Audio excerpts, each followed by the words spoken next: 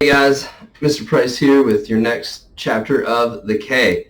We last read chapter 11, and in chapter 11, Timothy was acting a little weird. He believed that this bad luck that had befallen them, getting separated from the rest of the survivors of the Hado, landing on that island, Philip being blind, it was all caused by a Jumbie, which is, in Timothy's belief, an evil spirit. He believes in voodoo. And so he was acting weird about it. He wanted that gone. And Philip didn't believe in that stuff. But what scared him was that Timothy believed that the Jumbie was attached to Stu Cat. And so one morning, Philip woke up and Timothy and Stu Cat were gone. Philip tried to track Timothy down, was unable to, and I'm sorry, he was not unable to. He tracked him down, but wasn't able to find Stu Cat.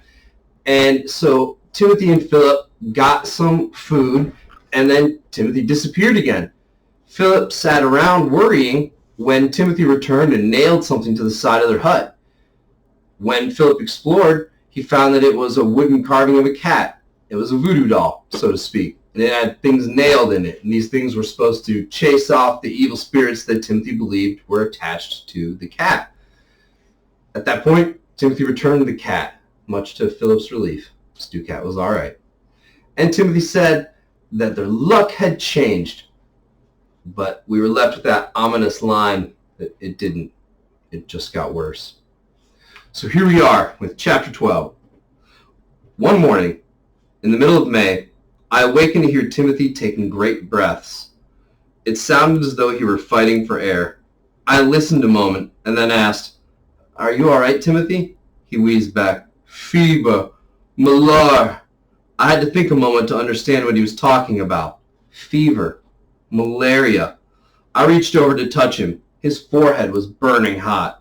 His breath coming in big, harsh sighs. He said, "I got malar again, Philippe. 'Twill go away, but fetch some water." When I had had fever in Virginia and at Charlevoix, my mother had given me aspirin and then put cold cloths on my head. But we had no aspirin on the Cay, of course, and the water was always warm. I poured some water from the keg and gave it to him. He gulped it and then fell back on the mat. For a while I listened to his heavy breathing and then ripped a piece of cloth from what was left of my shirt, dampened it with water, and placed it on his forehead. He murmured, "Dat be good." But suddenly he began to shiver, even though the morning air was already warm. I could hear his teeth clacking. I really love that right there. I could hear his teeth clacking. That's such a great description. Clacking, if you're not familiar with that term, is that like sound. You don't want to do that with your teeth. It doesn't feel good, but I was doing that for that example right there. You may be familiar with if you've ever been sick and you're shivering and your teeth clacked together in a similar fashion.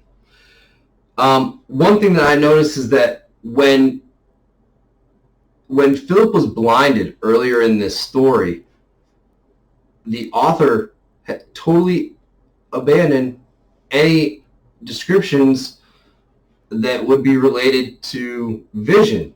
There have been no colors or things that are seen, even with Timothy, like even though Timothy's there, because this is through Philip's perspective. So once he was blinded, all the descriptions have been either sounds or textures or emotions.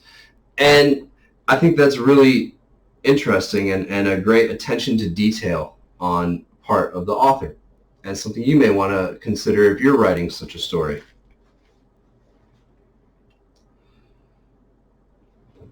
So I had nothing to cover him with, so I just sat beside him holding the cloth, which was already beginning to dry, to his forehead.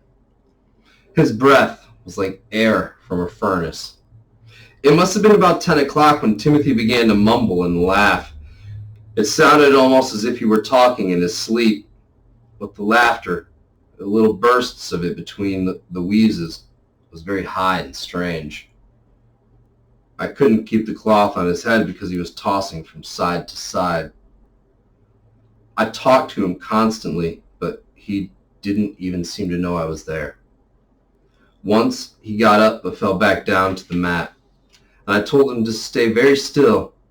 For a long time he did, because he began to shiver again. When that ended, the mumbling and high laughter started all over. At about noontime, the mumbling got worse, and I could feel him trying to get to his feet. I clung to his arm, shouting for him to lie down again, but he threw me aside as if I weren't there. I could hear him crashing down the hill toward the sea, the frightening laughter echoing back. I followed the trail of laughter. Then I heard splashing and knew he'd gone into the water. I yelled, "Timothy! Timothy, come back!" Suddenly it became dead quiet. I screamed his name again and again. There was no answer. I reached the beach and waded out to my knees, then began to move slowly along, trying to keep on a line with the beach. I had gone about 30 steps when I fell over Timothy's body, plunging down into the water. Holding on to him with one hand, I got on my feet again. The upper part of his body was floating, but I knew his feet were dragging on the bottom. I put my face against his mouth. Yes, he was still breathing. I worked myself around to put both hands under his shoulders, but he was too heavy that way. Then I clasped my hands under his chin and began to pull him out. He made strange sounds, but did not try to help me. It took me what seemed like a long time to get Timothy out of the water and back up on the damp sand. He must have weighed 220 or 30 pounds, and I could only move him 2 or 3 inches at a time. I sat beside him for almost an hour in the hot sun while he rested quietly, his breathing not so harsh now. Then I realized he was shivering again. I knew I could not drag him up the slope to the shelter of the hut, so I tore off branches of sea grape and put them over his body. The grape leaves cut the rays of the sun. I brought water down from the hut. I raised his head and ordered him to drink it. With one hand I found his lips and then guided the cup to his chin. He seemed to understand and gulped it down.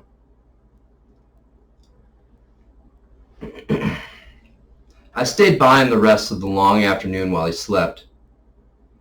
When he awakened, it was early evening. It was early evening and it had turned cool again. He was breathing easily now, and I knew the fever had broken because his forehead was no longer hot. Sitting up, he said weakly, "How did I get down here?" I told him he'd run down the hill. "That devil, the fever." Timothy sighed. I said, "You went into the water. You scared me, Timothy." "That be true," he said. "My head burned with fire, and I put it out." I helped him to his feet, and we went up the hill together, Timothy leaning on me for support for the first time. He never really regained his strength. And that's the end of chapter 12. I look forward to discussing. What are your thoughts on that? That's another ominous line that the author is ending that chapter with. What does that mean? What are your predictions? What are your thoughts? We'll see what happens. All right. Well, have a great day, guys. Talk to you soon.